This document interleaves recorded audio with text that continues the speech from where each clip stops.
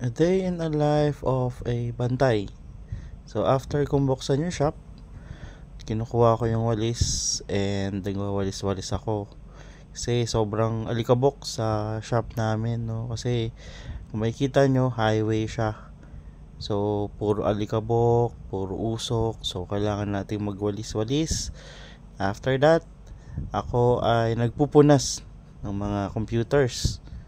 Kasi medyo maalikabok nga, no? Simula sa keyboard, sa mouse, sa service unit, sa units, yan, sa monitor. And after nyan, kukuha ko ng mga coins para ipapalit ko dun sa mga bills namin kasi medyo naubusan, no? So kailangan ko mag-replenish. Then after ko mag-replenish ng coins, eto na, mag-i-inventory na tayo. So after mag-inventory, yan, binibilang-bilang ang mga chips, ang mga pansit canton na ibebenta natin sa customers, sa mga players natin. And yan, ako yung nagbibilang na. And after nun, sasaksak na natin ang mga kailangan nating isaksak, like yung hub, yung server, yung UPS, yan, tapos yung camera, CCTV natin. Then after nyan, bubuksan natin yung ating server.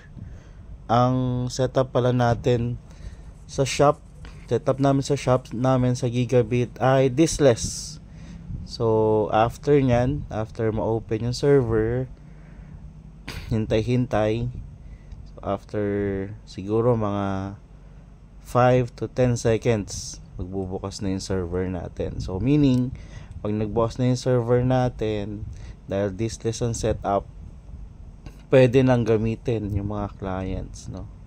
So after nyan, mga 10 seconds yan. So pag nakita nyo na yung logo ng Gigabit, pwede na nating isaksak ngayon, no, yung mga servers or yung mga units natin.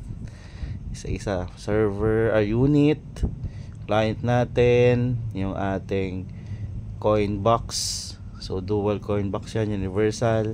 Then another unit ng client natin. So yun lang. Salamat sa panonood.